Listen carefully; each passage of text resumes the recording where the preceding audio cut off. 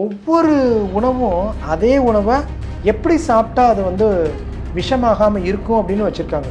எதெல்லாம் சாப்பிடும்போது ஒன்றாக சேர்க்கும்போது எப்படி வந்து உணவு விஷமாகிறது, எதெல்லாம் சீசனில் அதிகமாக கிடைக்குது, அளவுக்கு மீறினால் அமிர்தமும் நஞ்சு. ஆமாம், இன்னைக்கு சர்க்கரை நோயை வெல்லுவோம் அப்படின்னு சொல்லி எல்லாம் சாப்பிட்றது எது? அரிசியெல்லாம் விட்டுட்டு கோதுமை. கோதுமை. ஆமாம், கோதுமையை சாப்பிட ஆரம்பிச்சு கொஞ்சம் நாள் என்னன்னா இந்த சர்க்கரை நோயை மறந்துடுவார். அவருக்கு உடல் சூடாகி ஒரு உணவை எதிர்மறையாக அலர்ஜி ஆகும்போது எப்படி தணிக்கிறதுன்னு தெரிஞ்சு வச்சுருக்காங்க. அதே மாதிரி ஒரு உணவை எடுத்துக்கிற போது அந்த உணவை மேலும் அந்த சத்தை உறிஞ்சக்கூடிய ஃபேக்டரியும் தெரிஞ்சு வச்சுருக்காங்க. சித்த மருத்துவ மருந்துகள் கொடுக்கும்போது என்ன சொல்கிறாங்க அப்படின்னா, கோழி முட்டை சாப்பிட்டு நிறைய பேர் கோழி முட்டை சாப்பிட்டா வேணா வாயு பிடிச்சிக்குது. ஆமாம், வாயு பிடிச்சிக்கிறோம். அது என்னையா காரணம்? 20 வருஷத்துக்கு முன்னால் கூட நாடியில் என்ன எந்த வருஷத்தில் என்ன ஆச்சு அப்படின்றத she can predict. கரண்ட்டில் என்னென்ன ப்ரிடிக்ட் பண்ணுவாங்க, அடுத்த ஒரு 10 வருஷத்தில் என்ன அப்படின்றத. சித்த மருத்துவம்ன்றவே தத்துவத்தின் அடிப்படையில் தான். இது வந்து ஒரு மேத்தமெட்டிக்ஸ் கால்குலேஷன் மாதிரி தான் இருக்குது. மனிதர்களை கணிக்கிறது மேத்தமெட்டிக்ஸ் தான், உணவை கணிக்கிறது மேத்தமெட்டிக்ஸ் தான். இது ரெண்டையும் எப்படி பொறுத்துறது?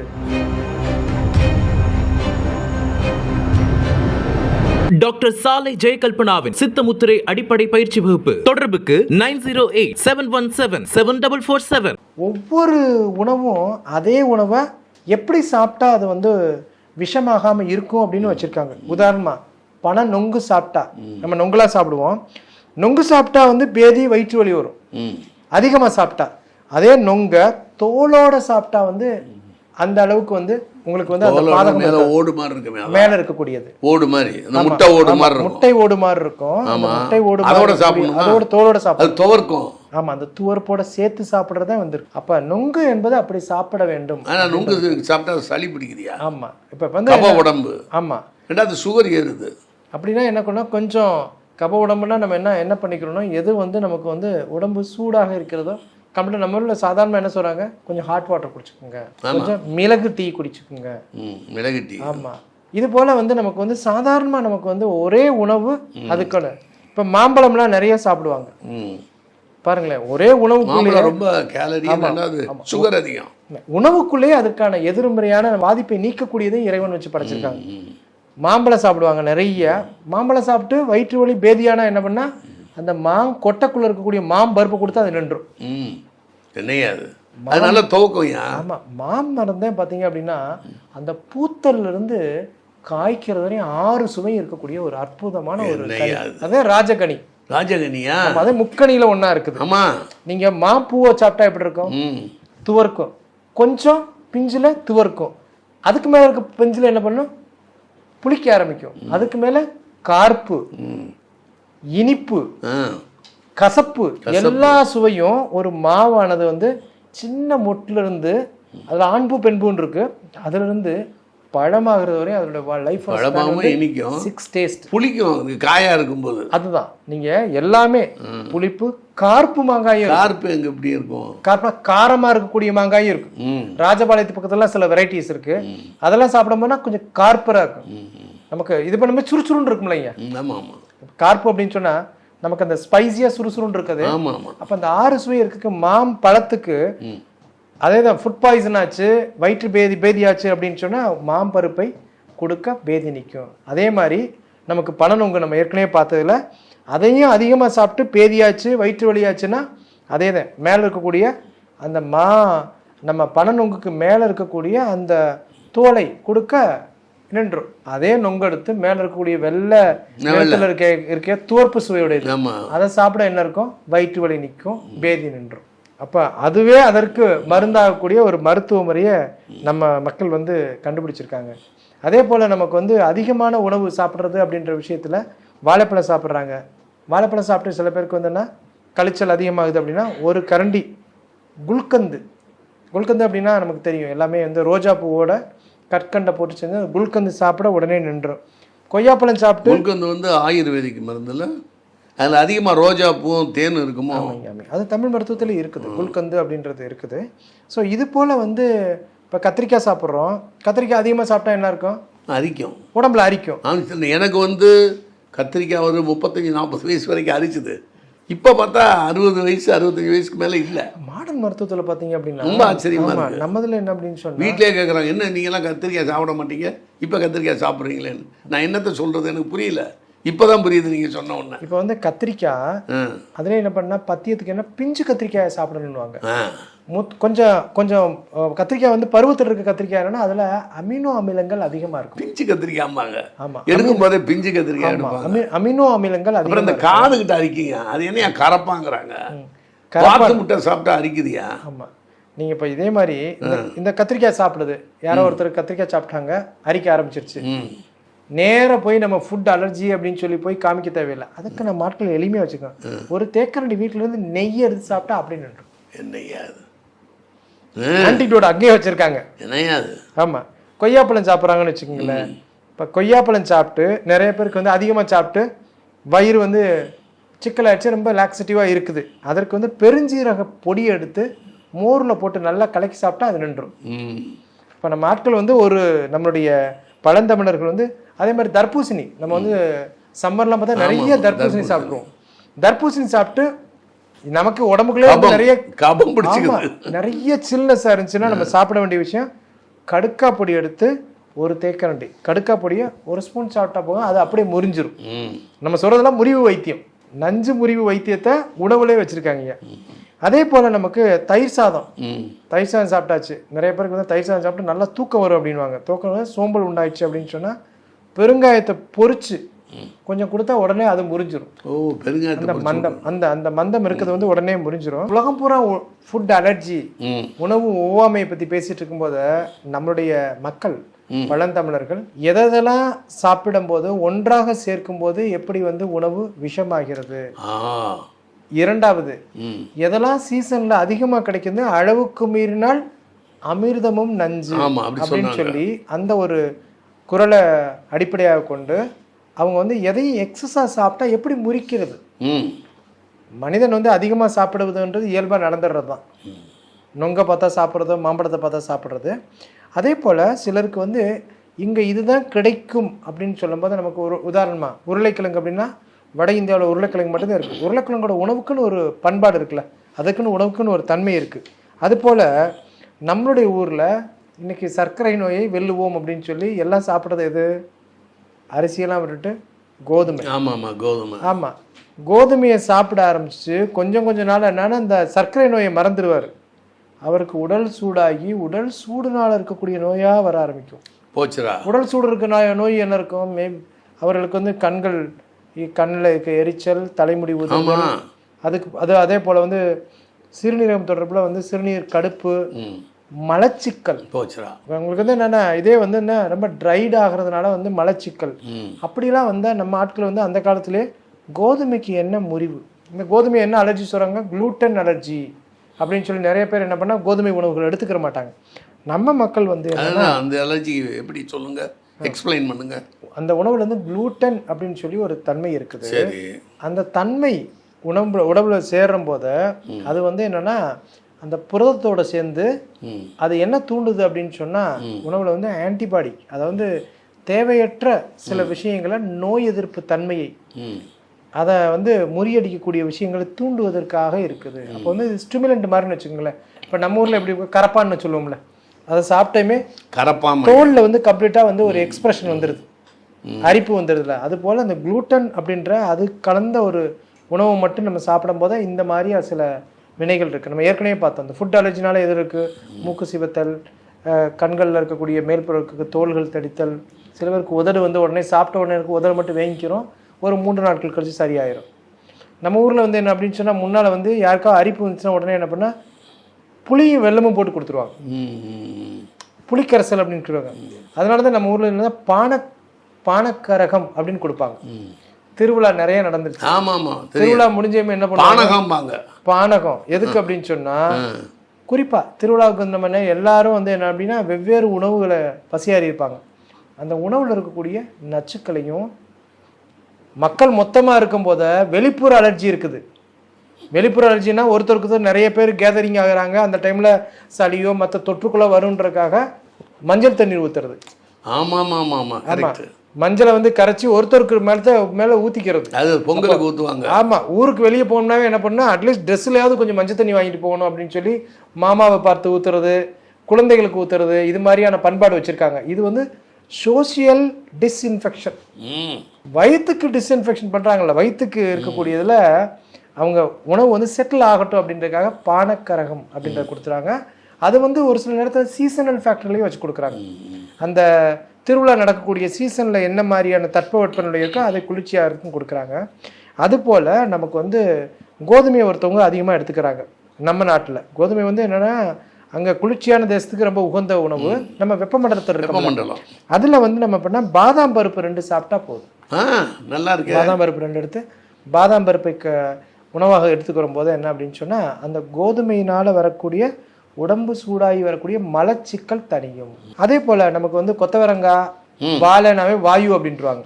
அது சாதாரணமாக நம்ம மூட்டு வலியெல்லாம் போகுமாங்க. அப்போ வந்து நமக்கு வந்து இந்த வாழை கொத்தவரங்காய் சாப்பிட்டு வயிறு மந்தமாக இருக்குது, வயிறு திம்முன்னு இருக்குது அப்படின்னு சொன்னால் மிளகு சீரகத்தை சேர்த்து சமைக்கணும். வாழைக்காயும் கொத்தவரங்காயும் மட்டும் தனியாக சமைக்கிறத நம்மளுடைய உணவு முறை வந்து ஏற்றுக்கொள்ளலை. அதோட மிளகையும் சீரகத்தையும் சேர்த்து சமைக்கும் போது என்ன, அதனால் வரக்கூடிய அந்த உணவு மாறுபாடு தன்மை, அந்த உணவோட ஒவ்வாமை தன்மை வந்து என்னென்னா இந்த மிளகையும் சீரகத்தையும் சேர்க்கும் போது இருக்குது. இதுக்கு மேலே ஒரு பெரிய விஷயம், நம்ம ஊரில் எந்த ஒரு பச்சை ஜூஸ் சாப்பிட்டாலும் இப்போ என்ன அப்படின்னா மாடர்னாக ஸ்மூத்தின்னு சொல்லி கருவேப்பிலை நீங்கள் அடிச்சு குடிங்க, அயன் ரிச் ஆயிரும். அதே போல் அருகம்புல் சாறு குடிங்க, உடம்புல இருக்கக்கூடிய அது வந்து பச்சை ரத்தம் கழிவுகள்லாம் வந்து வெளியேற்றும், குடலை வந்து குடல் குருதியில் இருக்கக்கூடிய நச்சுக்களை போக்கும். நம்ம மக்கள் என்ன சொல்கிறாங்க, நம்மளுடைய தமிழர் பண்பாட்டில் சித்த மருத்துவத்தில் பச்சையாக நீங்கள் எந்த சாறு அடித்து குடித்தாலும் ஒரு 3 மிளகையும் சேர்த்து போடும். அந்த பச்சையான அந்த ஜூஸில் இருக்கக்கூடிய அந்த ஆன்டி நியூட்ரிஷனல் ஃபேக்டர், அதில் இருக்கக்கூடிய எதிர்மறையான குணத்தை இது மாற்றிவிடும். மிளகு 4 மிளகு இருந்தால் பகைவன் வீட்டிலும் சாப்பிடலாம். 10 மிளகு இருந்தால் 10 மிளகா? ஆமாம், பகைவன் வீட்டிலும் பசியாரலாம்னு. மிளகு வந்து என்னன்னா கற்பமாக உண்ணும் முறையே இருக்கு. மிளகு கற்பம்னு முதல் நாள்ல 1 கடவாய் பல்ல வச்சு கடிச்சு 1 அசைஞ்சு கடிச்சோம்னா என்ன பவரா இருக்கு. ஆமா, அதுக்கு அடுத்த 2 3 4 5 6 7 8 9 10 மிளகு வரையும் சாப்பிட்டுட்டு கொஞ்சம் கொஞ்சமா அதை டவுன் பண்ணிடுவாங்க. அப்படி மிளகை வந்து 10 நாளைக்கு 10 மிளகு. ஆமா, அப்புறம் திருப்பி 10 நாளைக்கு இன்னொரு மிளகு குறைச்சிக்கிட்டே. அதனால அந்த மிளகை வந்து கற்பமாக சாப்பிடுவது, அந்த மிளகு கற்பமாக சாப்பிடுறது. அதுல பெரிய மிளகு சின்ன மிளகு இருக்கியா? சின்ன மிளகு தான் ரொம்ப காரமா இருக்கு. ஆமா, நமக்கு வந்து கொல்லிமலை மிளகுன்னுலாம் சொல்லுவாங்க. அப்புறம் இது வால் மிளகு. ஆமா, வால் மிளகுன்றது ஒரு கைண்ட் ஆஃப் வெரைட்டி. அது மாதிரி வெண்மிளகு, வெள்ளையிலேயே மிளகுலேயே வந்தேன்னா அந்த பச்சையை வந்து எல்லாமே தோலை உரிச்ச மிளகு வந்து வெண் மிளகு அப்படின்னு சொல்லுவாங்க. அந்த மிளகுல நமக்கு வந்து என்னென்னா அந்த பைப்ரின், இப்போ எந்த ஒரு மஞ்சளை நம்ம உபயோகப்படுத்துகிறோம், அது வந்து நம்ம பருப்பான வைக்கும்போது சாம்பார்லேயோ ரசத்துலேயோ மஞ்சள் தூளை மட்டும் போட்டோம் அப்படின்னா உடம்பு வந்து பெரிய அளவுக்கு எடுத்துக்கொள்ளாது மஞ்சளுடைய சக்தியான குர்குமின். அதனால் அந்த குர்குமின் டேப்லெட் நம்ம கேன்சர் மருத்துவத்திலாம் பயன்படுத்தக்கூடிய அந்த மஞ்சளோட எக்ஸ்ட்ராக்டான குர்குமின் டேப்லெட் தயாரிக்கும் போது அதோட சேர்த்து பைப்ரின்னு சொல்லி இந்த மிளகோடதையும் சேர்த்து தான் இது பண்ணுறாங்க. அந்த அட்ஜுவன்ட் அப்படின்னு அதை ஈர்க்கக்கூடிய தன்மையும் இந்த மக்கள் தெரிஞ்சு வச்சுருக்காங்க. ஒரு உணவை எதிர்மறையாக அலர்ஜி ஆகும் போது எப்படி தணிக்கிறதுன்னு தெரிஞ்சு வச்சுருக்காங்க.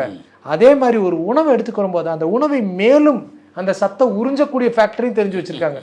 நீ வந்து மஞ்சள் சேர்த்தா மிளகு சேர்க்கணும். ரசம்ன்றது வந்து நம்ம ஊருக்குள்ள மொழுக்கு தண்ணி ஜூஸ் சூப் அப்படின்னு சொல்லி எதில் இருக்குது, ஆக்ஸ்போர்ட் டிக்ஷனரியில மொழுக்கு தண்ணி சூப்பு தான். ஏன்னா பிரிட்டிஷ்காரனுக்கு பிடிச்சதே விஷயம் அப்படின்னா ரசம். எப்படி இந்த மிளகை வச்சு ஒரு ரசம் வச்சிடறான். ஓகே, அது வந்து என்னன்னா வாமாயிரும். சூப்பு சாப்பிட்ட உடனே வாமாயிரும் உடம்பு. வாமாயிடும். மிளகுக்கு இந்த மிளகுனாலதானே இந்தியாவே காலனைஸ் ஆச்சு. மிளகு வந்து கார்ப்பு, அவனுக்கு அந்த வார்ம்த்னஸ் தேவைப்பட்டதுனாலதான் மிளகு வந்து அங்க சூப்பர் மார்க்கெட், அது பிளாக் கோல்டுன்னு சொல்லுவாங்க, அது உங்களுக்கு தெரியும். அதே மாதிரி பரங்கிக்காய் கூட்டு நிறைய பேர் சாப்பிடுவாங்க. பரங்கிக்காய் கல்யாணத்தில் வைப்பாங்க. ஆமாம், அந்த பரங்கிக்காய் சாப்பிட்டனால ஒரு சில பேருக்கு வயிறு மந்தம் ஏற்பட்டுரும். அதுக்கு வந்து சீனா கற்கண்டில் சீனா கற்கண்டை ஒரு ஸ்பூன் வாயில் போட்டுக்கிட்டால் அந்த மந்தம் வந்து போயிடும். ஒரு உணவுனால வர்றது உடனே இருக்குது. அதே மாதிரி பூசணிக்காய், இது நல்லா நம்ம சக்கரை பூசணிக்காய், அந்த சக்கரை பூசணிக்காயில் சில பேர் அல்வாவெலாம் செய்வாங்க. அதெல்லாம் சாப்பிட்டு வயிறு உப்பினால் இதெல்லாமே வயிற்றில் போய் வந்து வேறு விதமாக வந்து வேலை செய்யுதுன்னா சீரகம் ஒரு தேக்கரண்டியும் அதோட சேர்த்து சுக்கு, சீரகமும் சுக்கும் ஒரு துண்டு, ரெண்டையும் கலந்து சாப்பிட்டால் என்ன அப்படின்னா, கஷாயம் மட்டும் சாப்பிட்டா உடனே அதற்கான அந்த ஆன்டி நியூட்ரிஷன் அதற்கான விஷயங்கள் வந்து உடனே முறிஞ்சிடும். இப்போ அசைவ பிரிவியர்கள்லாம் இருப்பாங்கல்ல, அசைவத்தில் என்ன சாப்பிட்டா என்ன சாப்பிட வேண்டும் அப்படின்றதுக்கு மேலே ஏதாவது ஃபுட் பாய்சன் வந்துச்சு அப்படின்னா, ஆட்டு இறைச்சி சாப்பிட்டு வயிற்று வலி உண்டானா நம்ம என்ன செய்யணும்னா, உடனடியாக கொத்தமல்லி இலையை ஒரு பிடி, லவங்கப்பட்ட ஒரு துண்டு, ரெண்டையும் சேர்த்து ஒரு கஷாயம். கஷாயம் அப்படின்னு சொன்னால் எப்படி நம்ம இது பண்ணுறோம், ஒரு 100 மில்லி தண்ணி எடுத்து ரெண்டையும் போட்டு கொதிக்க போட்டுச்சு 50 மில்லியா சுருக்கிட்டோம்னா அப்படின்னா அந்த கஷாயம் ரெடி. அந்த கஷாயத்தை குடித்த உடனே ஆட்டு இறைச்சி சாப்பிட்டு யாருக்கும் வயிற்று வலி வந்துச்சுன்னா உடனே தணிஞ்சிடும். அதனால் ஃபுட் பாய்சனிங் ஆகுது, அதை டீநேச்சுரைஸ் பண்ணுறாங்க. உடனே உடம்புல வந்து அதோட தன்மையை போக்கக்கூடிய தன்மையை உணவு மருத்துவத்தில் தெரிஞ்சு வச்சுருக்காங்க. அதே மாதிரி கோழிக்கறி சாப்பிட்டு ஒருத்தருக்கு வந்து வயிற்று வலியோ தலைவலியோ வருது அப்படின்னு சொன்னால், கோழிக்கறினாவே தெரியும் நல்ல சூடு, நல்ல சூடுமாங்க. ஆமாம், ஆனால் உண்மைதானா? கட்டாயம்.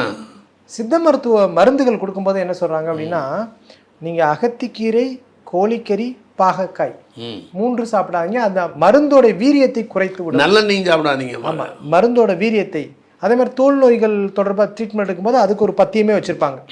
சில இடத்துல வந்து பச்சரிசி சாப்பிடுங்கன்னுவாங்க, சில பேர் பச்சரிசி சாப்பிடாதீங்க புழுங்கரிசி சாப்பிடுவாங்கண்ணா. இது மாதிரி நம்ம சித்த மருத்துவம்னாவே என்ன அப்படின்னா பத்தியம் அப்படின்னு வந்து இந்த காலத்தில் பத்தியம்லாம் ஃபாலோ பண்ணுறதுன்றது இருக்குது. அதே போல் ஒரு மருந்தை கொடுக்கும்போது துணை மருந்தாக கொடுக்குறது, அனுபானம், தேனில் கொடுக்குறது, நீராகாரத்தில் கொடுக்குறது, கஞ்சியில் கொடுக்குறது, வெந்நீரில் கொடுக்குறது, பாலில் கொடுக்குறது, தேன்லேயே மலை தேனில் கொடுக்குறது, கொம்பு தேனில் கொடுக்குறது. இது மாதிரியா வந்து ஒரு மருந்தோட பொட்டன்ஷியையும் இன்க்ரீஸ் பண்ணுறதுக்கான அவ்வளோ தூரத்துக்கு வந்து அவங்களோட டெக்னாலஜி.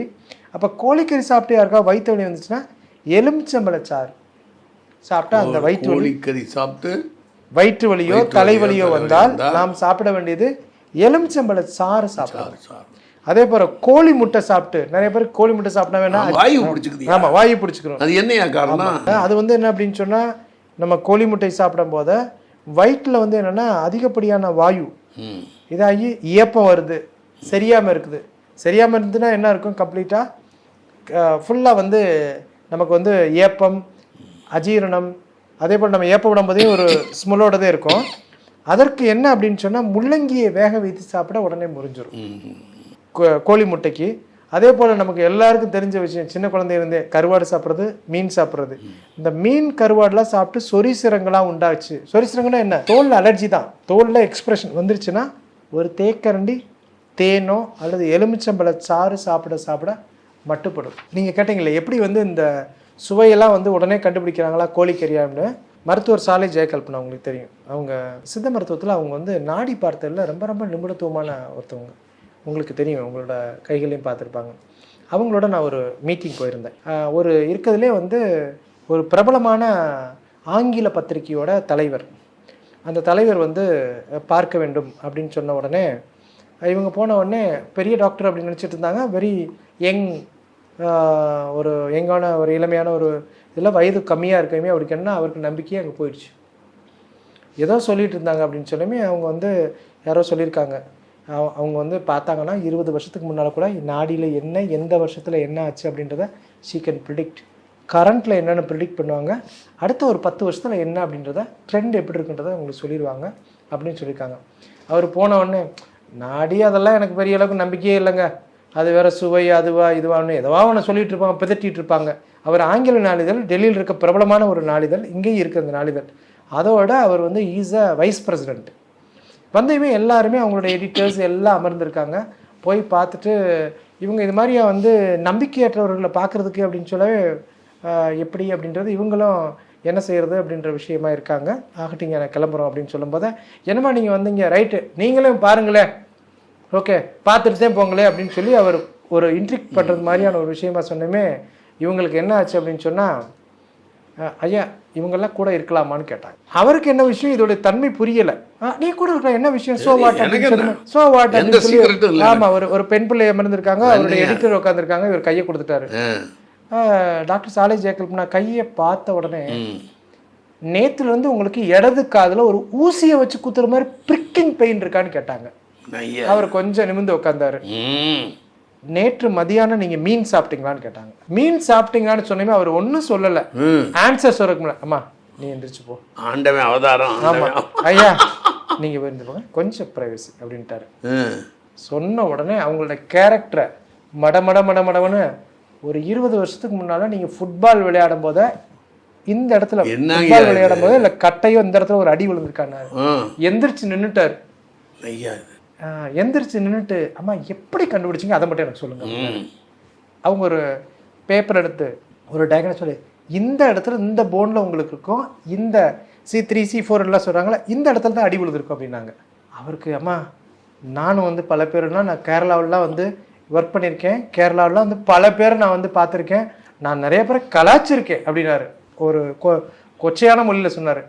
ஆனால் how you detected, how you predicted, எப்படி அந்த மீன் சாப்பிட்டுன்னு கண்டுபிடிச்சிங்க அதை சொல்லுங்கள் அப்படின்னாங்க. அதுக்கப்புறம் அவங்க வந்து இது மாதிரி உணவோட சுவை அப்படின்றத எங்கள் தமிழ் மருத்துவத்தோட அடிப்படை. அதே போல உங்களோட உடல் தன்மையில் எப்படி நீங்கள் இடது காதல கூசியை வச்சு குத்துறது மாதிரியா சொன்னீங்களே, பிரிக்கிங் பைன்னு இடது காதல்னு சொன்னீங்க அப்படின்னு சொன்னவே அவங்க சிரிச்சுக்கிட்டே ஃபுல்லாக அவங்க எப்படி அவங்க மனைவி கூட எப்படி இருப்பாங்க, குழந்தையோட எப்படி ரிலேஷன் இருப்பாங்க, எப்படி பிஸ்னஸ் வைஸாக எப்படி இருப்பாங்க, அவங்க பிஸ்னஸில் ரொம்ப சிறப்பாக இருப்பாங்க, பிஸ்னஸ் ரிலேஷன்ஷிப்பில் வந்து அவர் அவ்வளோ சக்ஸஸ், அவங்களோட ஃபேமிலியில் எப்படி வந்து அவங்களோட ஃபேமிலியில் எப்படி டைம் ஸ்பெண்ட் பண்ணுவாங்க, இந்த எல்லா ரிலேட்டடை சொன்னையுமே அவங்க வந்து ஐயா அம்மா எப்படி சொல்ல முடியுது அப்படின்னாங்க. அவங்க வந்து டாக்டர் சாலை ஜெயகல்பனா வந்து இப்போ அவங்களுடைய மருத்துவமனையில் இருக்க 25 மருத்துவர்களுக்கும் சிதறுவன சித்த மருத்துவமனையில் இந்த கலையை அவங்க சொல்லிக் கொடுத்துருக்காங்க. எப்படி வந்த உடனே ஒரு பேஷண்ட்டுக்கு எப்படி வந்து நம்ம சுவை நாடி பார்க்குறோம், ஃபர்ஸ்ட் அடிச்சு வந்த உடனே நாடியை எப்படி டயக்னோஸ் பண்ணுறது, அவங்கள நாடியில் பார்த்துட்டு உடல் தன்மையில் எப்படி பிரிச்சிடுறது, வந்த உடனே அந்த 10 உடல் தன்மை என்ன, அவருக்கு நாடி என்ன இருக்குது, இதெல்லாம் பார்த்துட்டு அவங்களுக்கு பஞ்சபூத சமநிலை எப்படி இருக்குது, இதெல்லாம் நம்ம பார்க்கும்போது என்ன அப்படின்னா அவங்க சொல்கிறது சித்த மருத்துவம்ன்றவே தத்துவத்தின் அடிப்படையில் தான். இது வந்து ஒரு மேத்தமெட்டிக்ஸ் கால்குலேஷன் மாதிரி தான் இருக்குது.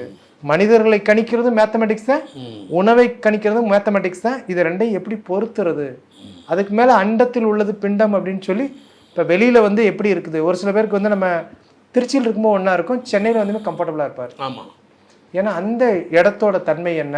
இப்படியாக நம் உணவையும் உணவு அலர்ஜின்னு சொல்றாங்க. அவருக்கு யூஎஸ்ல தான் அந்த உணவுக்கு அலர்ஜி, இந்தியாவுக்கு வந்து அலர்ஜி இல்லை. ஏன்னா அங்க வந்து எப்படி இருக்கும், ஐரோப்பா போனாலே மூக்கெல்லாம் கிளியர் ஆயிடுது. ஆமாம், அங்க வந்து அது குளிர்ச்சியான பூமி, இங்க வந்து என்ன வெப்பமண்டல பூமி. அப்ப பேசிக்காவே நமக்கு நம்ம உடல் இருக்கக்கூடியது. சில பேருக்கு காலையில் எழுந்திரிச்சுமே தும்மல் ஆரம்பிக்கும். நம்ம அதை பற்றி பார்ப்போம். நன்றி, ரொம்ப ரொம்ப நன்றியா, சிறப்பு. நக்கீரனின் ஓம் சரவணபவ நேயர்களுக்கு வணக்கம். இதுவரைக்கும் ரொம்ப சிறப்பாக மருது முருகன் சொன்னார். எனக்கும் அது சொன்ன உடனே எனக்கெல்லாம் பழைய நினைவுகள்லாம் வந்துச்சு.